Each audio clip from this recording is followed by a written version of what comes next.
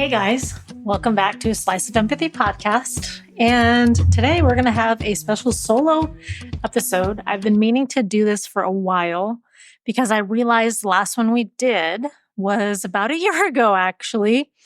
And for those of you who have been around or are OGs, you might remember I started off this podcast with kind of my life story before I started interviewing folks. And I never really fully completed it. I had the intention of completing that or as much as we can, because life always goes on, right? So today, what I'm going to do is kind of catch you up with some life things kind of going on. I may have hinted at them in doing some of my recent interviews. But today I really had woken up and realized that I have lived half my life. Half my life has been in adulthood because those of you who know, I moved out the day I turned 18. And yeah, I've been on my own for half of my life now. And that is crazy because simultaneously, it feels like when I was enduring a whole lot of abuse back at home, especially in my late teens, it felt like that those years would never end. And looking back now that I'm older, I'm like, oh my gosh, like there are certain parts of 16 and 17 I'd love to have back, certain parts. And I say that because of all the things that were happening in the background. But yeah, I just woke up this morning and I realized I'm like, wow. And it really kind of like half of my life, I was struggling with an abusive home, abusive childhood. So half my life, I struggled with a lot of abuse mentally, emotionally, physically. And it's been exactly about half my life now where I have gotten away from that into a more healthier situation.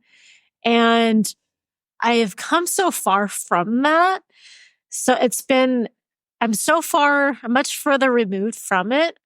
But there are, like many of us who have had similar upbringings, struggle in certain areas of our life, even if, you're either on medication, you're talking to a therapist or whatever you're doing maybe you're speaking to a coach, whatever you're doing to try to improve things and move forward with your life is to the best of your ability, right?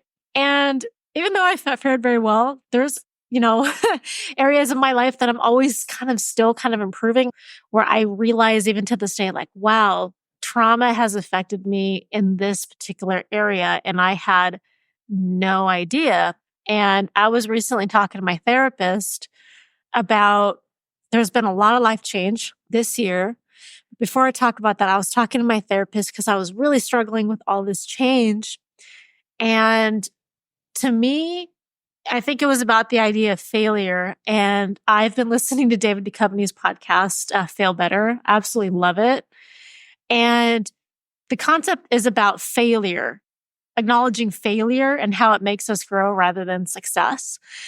And I think for me, because I couldn't make a mistake, and this went on for a good number of years, even beyond my childhood, feeling like I could never make a mistake. You just don't make mistakes. And there's levels of perfectionism. I mean, we're human. We're going to make mistakes. And I think for me, I really struggled because I think I had this moment where I realized that I have a hard time taking constructive criticism, not because I think I'm better than anyone or because I'm the best or anything like that, but because to me, it means I failed, where I perceive it as failure, I should say. And that was something that I realized recently, that I know like everyone always has room for improvement, no matter what it is you're doing. We're not perfect. There's always room for improvement. But I think for me, that's why it's hard for me to take constructive criticism because like my mind perceives it as, okay, you failed. And that was really hard. And that's something that I've really come to realize and put in perspective. And this past year has been a lot of change. It's all positive, but has been a lot. Earlier this year, after 8 years in my previous job, I found out my position was being eliminated. And it was during a time where it was a real struggle. And about half of my department was eliminated. And in the subsequent months following, I've had people reach out to me from my previous position saying that they were affected or they were moving on because there was so much change. And I think there's a lot of stigma against people who are laid off as well. Like if you're a victim of a layoff, people associate that with their worth. Like, okay, they laid me off. Maybe I wasn't performing enough or da da da, right? And this job market is hard. It's going to vary, like, depending on what industry, what kind of work you do. It's going to depend. For me, it took about 4 months. I actually had an offer about 2 months in. I did later decline because another offer came up that was a better offer for me that felt more in line with what I was looking to do. And ultimately, I had 4 offers at the tail end of 4 months. And that had never happened to me before. It was completely foreign. I've held many positions, like many of us have. And this was the first time where I've had about 3 of them come in about a week and a half apart. And I'm so glad I ended up where I did. And I thought this was the best position for me. But part of me was like, it goes back to the road not traveled. Like my fear is, oh my gosh, what if I made a mistake? What if I should have gone with this X, Y, and Z position? What if I should have taken that position? And there's all these things in the back of my head. And there were a couple positions that I ultimately had accepted the offer, and I had gotten another offer, one particularly the following day. And I had to turn the other offer down because ultimately I had to choose what was the best for me. And I know there's a lot of mixed opinions on that. Like, oh, well, you already accepted an offer. You should go with that one. But if they come in within a few days apart, I feel like you're going to have to weigh the pros and cons of each and evaluate what's going to make sense for you, your career trajectory, what makes the most sense for you, your family, finances, all of that. And ultimately, I'm glad I ended up where I did. And intermittently, about 2 months after my layoff, I started a part-time teaching position. And it just recently ended. It was a cohort. So the class ran for about 4.5 months. And I remember I was so nervous. It was my first class. I've never taught before. And of course, imposter syndrome comes creeping in. Honestly, not even just that first day, but like throughout the course, part of me was like, oh my gosh, maybe I'm not qualified. And, you see feedback throughout your class. And it all comes down to, again, you're not going to please everyone. And there may have been like 1 or 2 comments that really kind of got me good, right? You do like, say, YouTube or something like that, and you have a couple of negative comments, like you're really hyper focused on that negative feedback. And you're like, oh my gosh, I'm worthless. I'm not qualified. And so you kind of tend to go down that rabbit hole. And so sometimes that was really hard. So ultimately, I felt when the class ended, I'm like, oh my gosh, I really did this. And I really felt proud of myself. I'm not going to lie. Wow, this was a big accomplishment. And even if like, it doesn't matter as much to somebody else, I still would like to share about it. Something that I actually felt, it was really bittersweet when having that last photo at that very last class, wishing everyone well on their next endeavors, seeing where everyone else is going to end up. And this was back in August. So when I started my other position, the 2 positions overlapped. So I was working about 55-hour weeks, something like that. And I've worked multiple jobs before, but generally they were like more like part-time positions that would overlap. And I I would like go to school, like back in high school, like 8 to 2, and then I would work like, no, it was more like 8 to 3, I want to say, and then work like 6 to 10. And I would have those, actually wasn't nearly as long of a day, actually, because for a couple of months when the positions overlapped, I was going to work because I was in office, fully in office for the first month. I was going to work from 8 to 5. I was driving home. My office hours for my class started at 5:45, and I'd be working till 10 o'clock. And that would be 3 days a week. So I am simultaneously working basically two new jobs, learning two new jobs at the same time.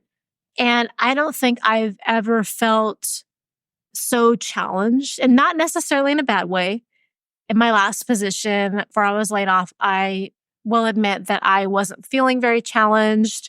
And honestly, it was probably better that I ended up being laid off to basically not find myself, but to ultimately grow. It was for the best.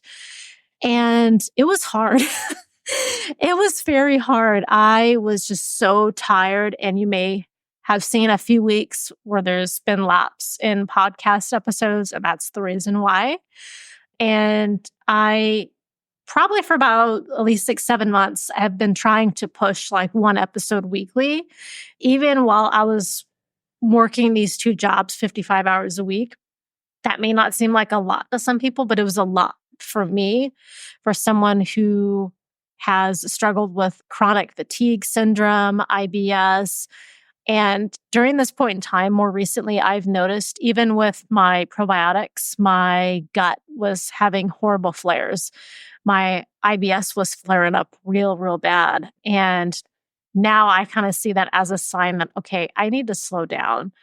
I mean, we live in corporate America where they're like, go, go, go. You need to grind, side hustle, keep going, right? And that's really pushed. And as much as I feel like I've really accomplished a lot in these last several months since my layoff, it's also been hard. And I was job searching like it was a job. I would interview several times a week generally. I was lucky enough to get interviewed pretty much several times a week.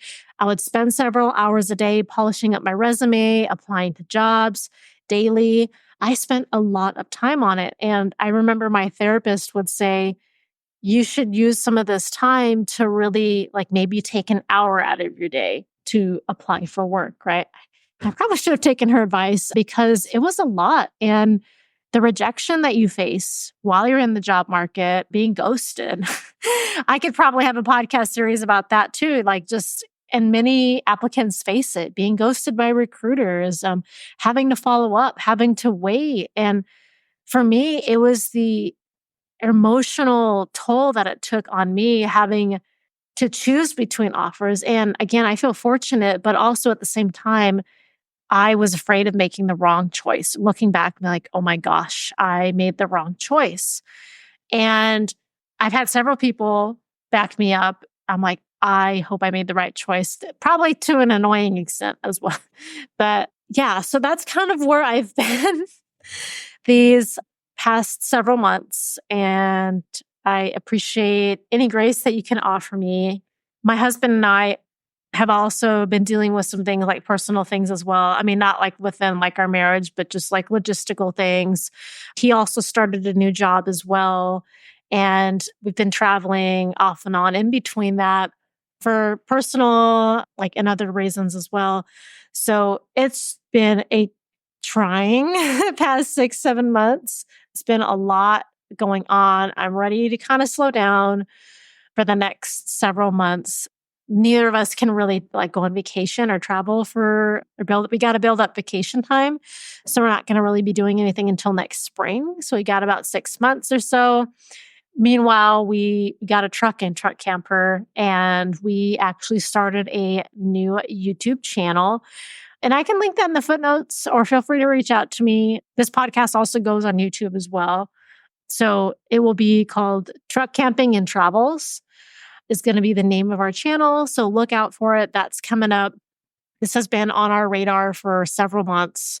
We got our truck and truck camper a few months back, but with everything going on, it's been a while to get up that first episode. So lots of things kind of going on. And I've had to try and slow down because, again, like I am between working two jobs. I have been trying to interview folks as well, and I've had to cancel some of those, and I feel so bad. And for any of you who have been the victim of my flakiness, I sincerely apologize. There has just been so much going on that I had to take a little bit of a step back. So that's what's been going on with me.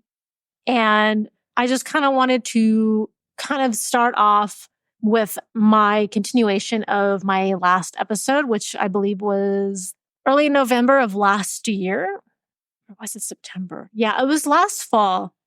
And I left off where my husband and I had moved up to Sacramento. We have now been here 10 years. That's crazy. It's been actually over 10 years. It'll be 11 years in February. Kind of crazy. That's how long we've been here. And I think the last we left off was when in 2017, where one of my good friends had passed away, and my husband was working a lot of hours doing Uber and Lyft. He was really struggling to find a job for a good couple of years, and that had taken a lot of toll on our marriage as well. And again, this was back in 2017, so 7 years ago, so some time ago. So he was doing Uber and Lyft full time. Initially, it seemed like a good thing. You're fully self-employed, right? But there's also so many different expenses because he was doing this full time. Lots of wear and tear in your car, lots of gas, maintenance, all of that different kind of jazz, wear and tear in the vehicle. And then he had gotten ultimately, you're on the road more often, the more of a chance you have of having an accident. And he had one he was at fault in one where someone had ran a red light and hit him. Both times the car was totaled. And it's a financial loss as well, too, because at that time, even though we had gap insurance coverage, it did not cover it. And that was a huge financial hit on us. So I kind of wanted to pick up there. And in the midst of this, 2018 kind of rolled around. And I had been diagnosed with basal cell skin cancer. And I was at my previous position for about 2 years at this point. I remember going to the skin doctor. I had this birthmark called a nevus sebaceous. And this is what I later learned from my surgeon. I had this birthmark on my face growing up, looked pretty consistent. And the doctors had told my parents I'd grow into it. I remember there was a point in time where my dad wanted to laser it off. It's unclear if that probably should have happened or not, if that would have maybe changed the outcome of my having skin cancer. So a nevus sebaceous is a rare type of birthmark that I found out most often it'll occur on the scalp, but can appear on the head, the face, forehead, or the scalp. And in some rare cases, from what I was told and my understanding, it could, and from my research, could a nevus sebaceous evolve into skin cancer? Most often, nevus sebaceouses do not turn into cancer, but some small percentages do. So if you or someone you know might have this type of birthmark, this is something that you want to make sure that you have monitored by a dermatologist. And my parents were completely unaware. And a mutation in the PTCH gene has been linked with the development of this type of birthmark. And so this is what predisposes people to this type of skin cancer. So I had the basal cell skin cancer. Thankfully, this is a non-aggressive type of skin cancer that very, very rarely, if at all, ever spreads. There's another one, and I'm not sure if I'm pronouncing this correctly, the squamous cell carcinoma, also not likely to spread, but more so than basal cell. And of course, a lot of us know the melanoma, which is very aggressive, very fast moving, and needs to be caught really quickly. And so just a quick PSA, if there's anything going on with your skin, You want to make sure that you follow up with your doctor, your dermatologist ASAP. For me, what kind of triggered me to go to my doctor and dermatologist was because my birthmark just was really itchy. It was starting to kind of change colors and look different than before. And even my doctor, at first, she said, if I hadn't told her it was a birthmark, she would have been like, okay, this doesn't look right. So after I told her like it was a birthmark, she gave me the step cream, try this. If this doesn't help, you're going to have to go to the dermatologist. Well, then I went to the dermatologist. I had a biopsy done and they didn't think, there's anything to be concerned about. And I remember like it was yesterday. I remember at the end of the day, I had my own office at this point in time and I was alone. It was at the end of the day and I received the message from my doctor via patient portal. And I remember reading the message with the diagnosis. I remember it saying that this is a non-aggressive form of skin cancer, and it's not treated nearly as quickly as, say, maybe squamous cell or any more aggressive forms of skin cancer, but that I would need to have it treated. And I was referred to something called the Mohs surgery, which is a special type of surgery with skin cancer that is on the face. And so in this type of surgery, it is a very delicate procedure where they remove skin layer by layer and then look at it under a microscope to make sure that they got all of the cancer. Thankfully, they took the layer from my face, very gory looking. I remember like my face was numb, that needle going into my face, the worst thing, and taking a picture of it. And I could see all the soft tissue underneath. It was really gross. And so then you had to go and wait in the waiting room. So I waited in the waiting room. I think you wait for like an hour. I actually wasn't there very long. They said it could be like half a day that I was there. I was only there 1 or 2 hours. No big deal. They called me back. After the first layer, they got everything. They didn't have to go too deep.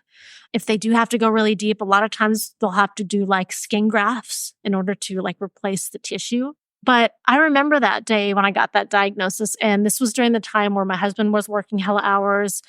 And I told him, he said that he was concerned. Like he's just the type of guy where he is very chill normally and is just very like voice of reason. And I remember telling him like later on, I'm like, were you worried about me? Like, did you care?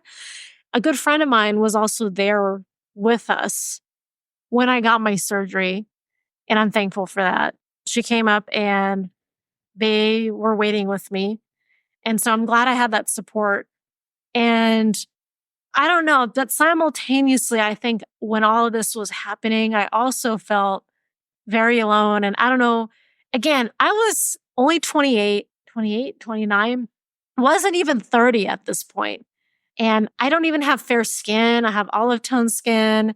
And I didn't meet any of the predispositions for having skin cancer. Like I never had any really bad sunburns, nothing crazy like that.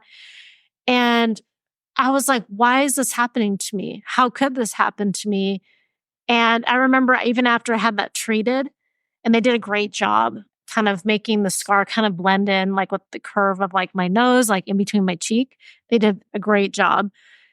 And I remember thinking shortly after that, like, what else is wrong with me? What else is happening?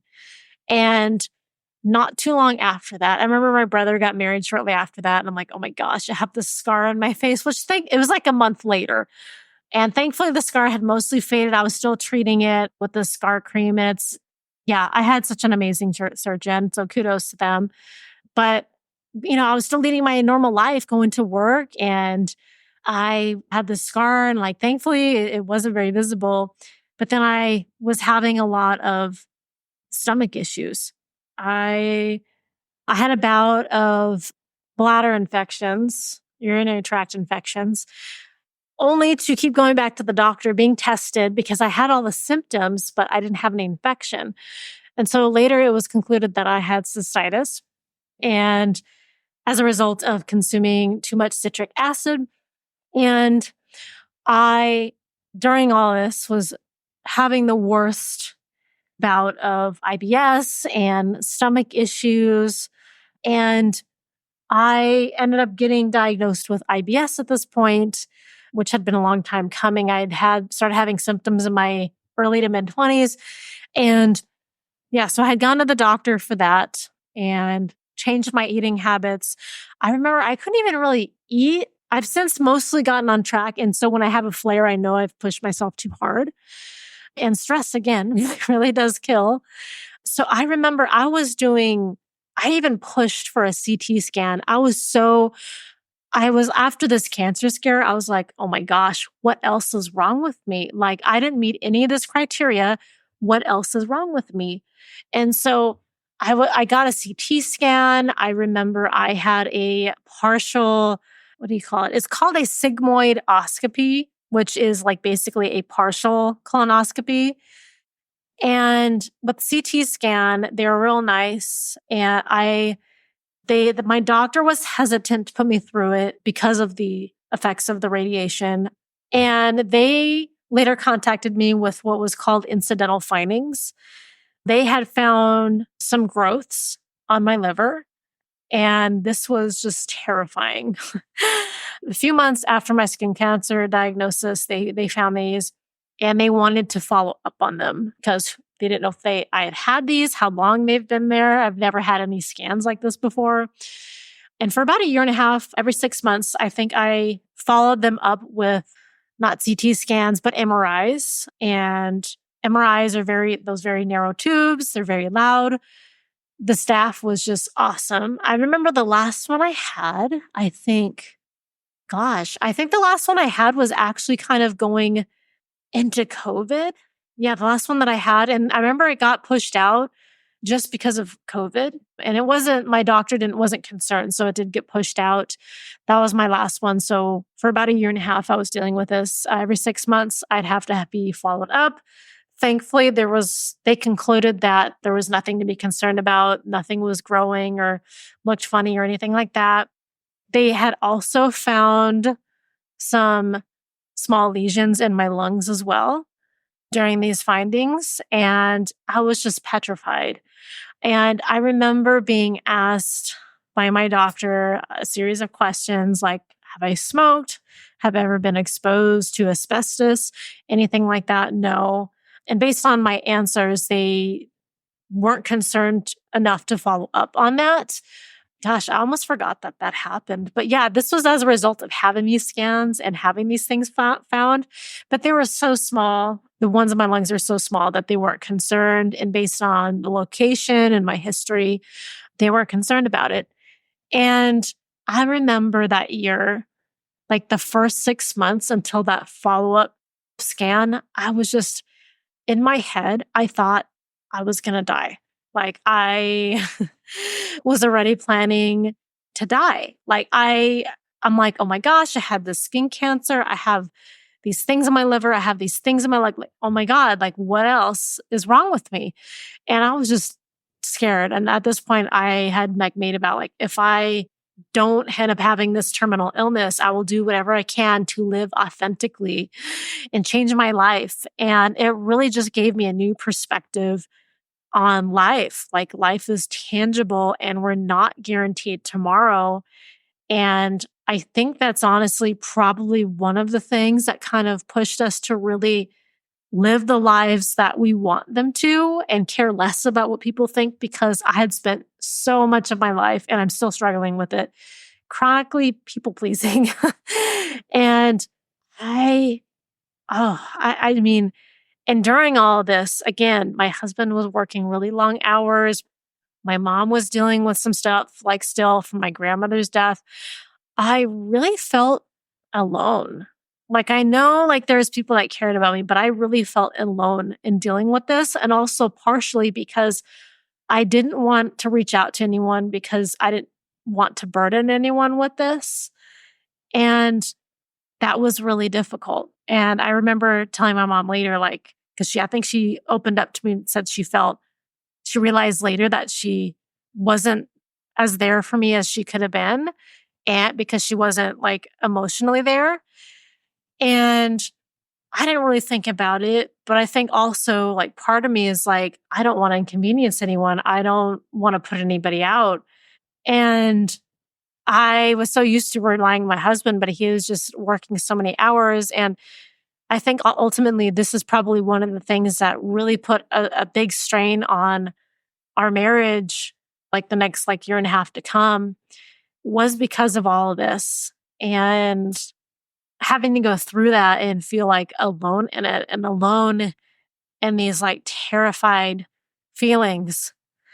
I will say there was a silver lining though, because later that year, I remember going traveling for the first time on my own to Florida to go to an X-Files convention. Meanwhile, everyone was like, oh my gosh, your husband let you travel alone. And that's a whole other discussion. But yeah, because I wasn't going to miss out at this time. My husband and I actually started a new job at that point in time and couldn't get the time off. And I'm like, I'm going to go. I'm going to go. And I remember having spent so many months convinced that I was going to die, I had managed to manifest physical pain in my abdomen around where the nodules on my liver were. And I kid you not, I was in pain. Like I thought I was in pain. And so I was convinced, I'm like, oh my gosh, I guess I'm going to die. I'm really going to die. And it sounds crazy, but I was so convinced that I now truly believe I had brought on that pain, mentally brought that pain on because I was certain, like, I'm going to die. And after I was in the free and clear, like several months later, the pain just, it went away. But anyway, I was at this convention. I got to meet Gillian Anderson, David Duchovny, and the whole cast of the X-Files. And it was just, I would do it again. It was amazing. And I met so many people. It was just what I needed while dealing with all of this. It was what I needed at that time. And I'm glad that I did it. I would encourage anyone to do it. It's great if you can find a travel partner, but if not, I don't think that should stop you from traveling. Just use common sense, have someone know where you are, and chances are you'll be fine. And so that is the skin cancer story. The following year, my husband and I particularly had a really, really hard time. This was 2019. My husband had he ended up going back. He worked there temporarily, and then unfortunately the temps were let go. And about a year or so later, later on, he was rehired back, ultimately permanently. But he had to end up going back to Uber and Lyft. And it was so stressful. And this was like spring of 2019, after the skin cancer thing, after like all of this broader awareness and promising, yes, I'm going to live my life to the fullest. And meanwhile, my husband was working all these hours. I mean, understandably, he was irritable. He was tired. Finances were super tight. And it was really stressful. And both of us were just very unhappy at that time, like with the marriage. Like I just felt he was just upset all the time. He couldn't really be supportive to me. I was going through all these things. He was dealing with his own stuff. And we got to a point where I just broke down and I'm like, I don't know what to do. I just don't know what to do. Like, you're supposed to be my best friend. You're my best friend. And I don't know how to fix this. And during this time, it was a good several months, I was so convinced it was the end. Like, we've had rough patches before, but not like this. And sometimes I think I haven't gotten emotional about this in a while, but I was more concerned about what other people would think than what my husband and I were going through and how we were going to work this out and what's going to happen what would we do? Like, how would we separate things up and all of that? I was so concerned about like how it would affect our external relationships, mainly with my in-laws, like whose side are they going to take? And because you see when people get divorced, like a lot of times the family members on each side of the spouse will, of course, defend the spouse, probably rightfully so. But take sides and really have bitterness or resentment towards the spouse who is maybe leading the divorce potentially. And I was afraid of that. I've been with my husband since more than half my life now because we started dating before I moved out, more than half my life. And I didn't know what life would look like. And that was terrifying too. That added on to this. And all these people that I've known for all of these years. And I was also afraid of my own parents. Like, on one hand, I wasn't sure if I could trust my parents' judgment on what they observed. I mean, on one side, I know I couldn't trust one side's judgment, unfortunately. And on the other side, I wasn't sure if I had a clear picture. Like, do you think this is healthy? Is what we're dealing with healthy? And I was trying, my mom, particularly, I was trying to tell her, I'm like, I'm really not happy. Don't you want to see me happy? Because again, people have their own bias that comes into your marriage. And I had worked to separate that because unfortunately, I couldn't trust the judgment of a lot of my family members when it came to our relationship.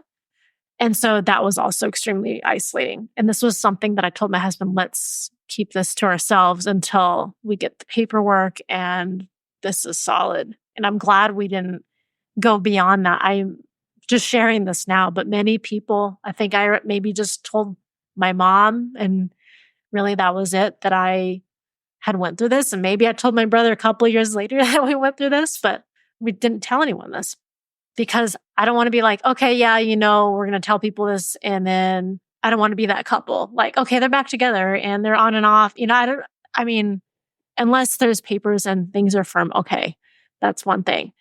And we just tried to go about our lives for a good several months. We went about our lives as best we could, if nothing had really happened. We would go to family functions. We would take our trips, try to kind of put on a front, even though I felt like things were just falling apart in the background. And actually, when COVID hit, it was both a blessing and a curse. Later on that year, 2019, my husband ultimately stopped doing Uber and Lyft when he had gotten in his final accident where the car was totaled when the driver had ran the red light. And there was a litigation process that went on for about a year and a half. And thankfully, we were able to use that money to buy into our house because I think that was another issue like in our marriage. And we wanted to be able to have the means to buy a home or to travel. And these were points of contention. But again, so late 2019, my husband got in this accident, super stressful. I look back, I feel really bad because my first inclination was like, because this had happened a few times before, I'm like, oh my God, you wrecked another car, even though it wasn't his fault, because this was how things were addressed in my childhood. And not that it's the right way of doing things, but because oftentimes things in my family were treated like my parents would get mad at us for, again, making a mistake or something happened. That's all I really knew. And so I initially, my first instinct was like, oh my gosh, I'm pissed. Like, how could you even though these things happen. At the following years after that, I just felt so bad. I didn't think that check, like, are you okay? Because that's mostly what happens. Like, I had a fender bender a few months back. Minor, was able to repair the car. And I remember my first inclination was like, oh my God, I have to call my husband. And I didn't think he'd be mad, but part of me growing up, par for the course of my house, like, oh, how could you let this happen? And sometimes there was a screaming match, degrading and all of that. But my husband just was like, oh no, are you okay? And I was mad at myself. Oh my gosh, I looked over to the side for too long. I was extra tired and I looked away for a minute and there was another car in front of me. How could I let this happen? I was mad at myself. And even though accidents happen, like this is my first, actually, I have never been in an accident before. In my entire time as being a licensed driver, I have also never gotten a ticket before. In 8 years, this was the first time that that's happened. And so I remember for so long, I felt so bad for being mad at my husband or for my reaction. And I shouldn't have had that reaction. And I in subsequent years, I've gotten much better at handling these things. But anyway, we were down to one car for a year and a half. And again, financially, we couldn't afford another car at that time because we were about 12,000 in the hole. And because long story short, again, Gap wouldn't cover all of the cars. So we couldn't afford to get another car. But thankfully then a few months later, COVID hit. And both of us were working from home full time for the next year and a half until we got another car and bought a house. And my husband was now permanent at his job. And he actually was there for 5 years before recently getting another job to this day, or presently.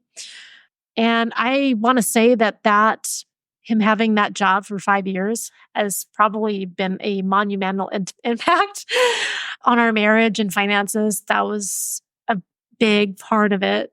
And all of a sudden, a few months later, we were both working 6 feet away from one another and had all the time in the world together.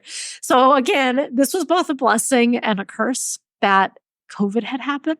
And we had to wait that year and a half for the litigation process. And in 2021, we had paid off all of our debts and we were set up to be in a place to where we could use that money to make a down payment on our house for the first time. So there was a series of events that were put in motion that tremendously helped our marriage and relationship that I'm thankful for. And it only took us about a month to find a house. We were really lucky. This was during the time when interest rates were low, a couple of years back. However, a lot of people were searching for houses and it could take several months. It only took us a month to find one that I truly loved. And that was another couple of years of transition. So we're in 2024 now, but that kind of leads us to more present day. Again, we were working the pandemic, again, that was tough. I really struggled a lot with depression like many people did during that year. That was a tough year. But again, it was both a blessing and a curse. But I think it brought us closer. We couldn't travel like many other people. And being at home, it did kind of bring back my depression a little bit. But I didn't feel like that loneliness that I did before. So I think that's going to be a good place to kind of leave you guys till my next episode. But thank you guys for listening. And I think my next episode will probably catch us up to present day pretty much. Nothing super crazy has happened the last couple of years, but it's been a few years of transition and I want to talk about it. So thank you guys for listening and I'll see you guys on my next episode. Bye.